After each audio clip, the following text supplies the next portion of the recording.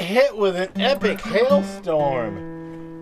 Stay tuned and I'll share with you guys how big these suckers are. This is unusual for our area, very unusual. We'll be right back.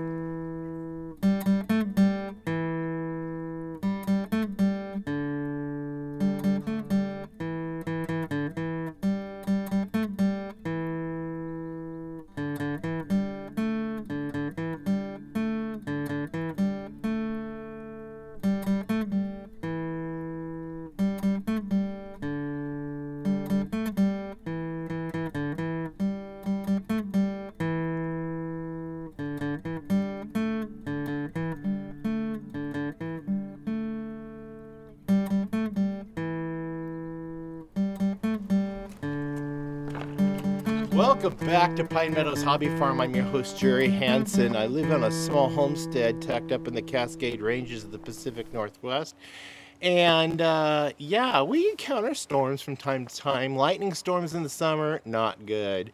We just get things ready to evacuate. Hailstorms, yeah, we have hail. We have snow. We have them all. We have our 4 seasons. But I've never seen hail this big. Let me show you. I'll put my key fob down there and I'll show you just in respect how big these little stones are.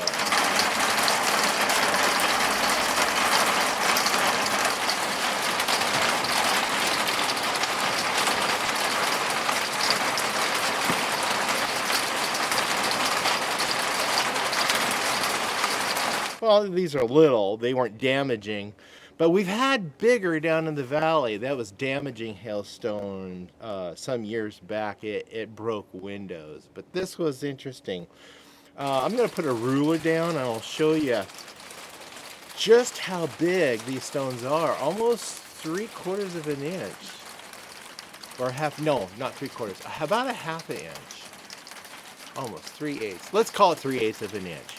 1/4 and bigger. Let's call it 3/8 of an inch. Okay, that's how big these stones were. Wow. I'm thinking that maybe all this weather and stuff is being caused by all these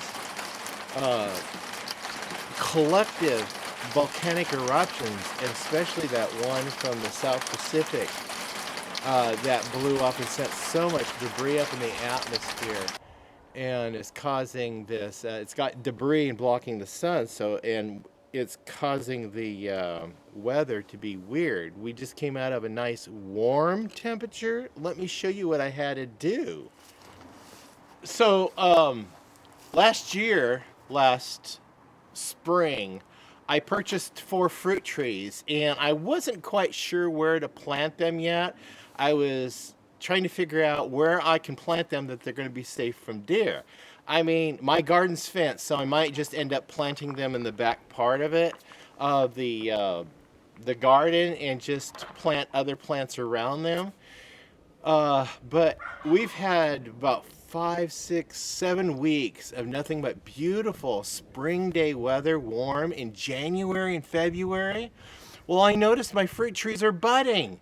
And then this weather came in and I felt, and you know what? I better move them into the greenhouse. And I'm so glad I have the greenhouse to be able to put the trees in. Yes, we've got the 4 trees in here. They got little buds on them. And I think this is the safest environment. And I'm glad I didn't plant them yet.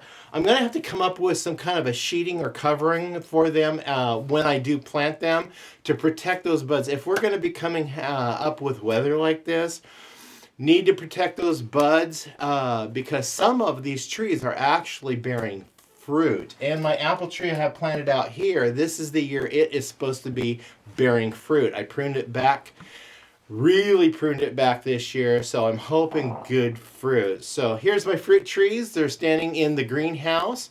This is the greenhouse that Misty Rainey's and my daughter Jamie built for me from resource material that I had right here on the homestead.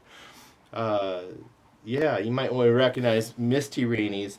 She's the daughter of Marty Rainey's. They're in a family that travels around Canada and U.S. and helping people out with homesteading skills, and they helped us out great. So while it's 33 degrees outside and we've been having snow for the last 3 days, it's almost 60 degrees in the greenhouse, so I guess this is a great environment. And guess what? There's no electricity coming in here right now, and I don't even have the heater on.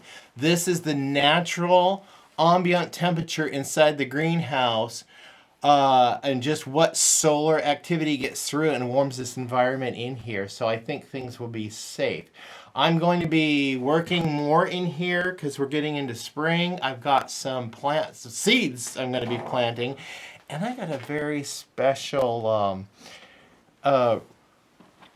technique that I discovered from the University of YouTube I want to share with you guys on planting.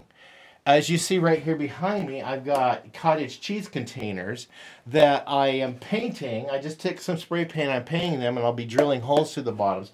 And these will be my planters. Just resourcing, upcycling, recycling, repurposing. That's the way we flow here on Pine Meadows Hobby Farm. We try to do things cheap or free. And it's so nice and warm and comfortable in there. And it's really cold out here, brr. Anyway, I noticed when the hail was coming down in full force, the chickens ran up and took cover under the barn. At least they had that area to go take refuge from. And man, these stones were just really pelting the pond. The ducks and the geese, well, they're durable creatures. They just stood right out in the middle of the hailstones. And I just noticed my goats took refuge in the barns. Also, since we've had the moisture, I've been taking advantage of the moisture and cutting back and burning out my blackberry patch. I'm getting ready to finish my fencing here for my chicken yard. Yeah, lots of things to do on a farm in spite of hailstorms. Well, the hailstorm passed over, so I've got some chores to do here on the farm. I got some eggs to collect, and I've got to put a bunch of hay up in the hayloft. Stay tuned to more videos. You could do that by subscribing and then clicking that bell icon that alert you to new videos. As I do upload them, give us a thumbs up, like the show, and also click that share button. Sharing my videos on your social media platforms helps us out. Hey, leave a comment, compliment, tips. I'm always looking for intelligent tips.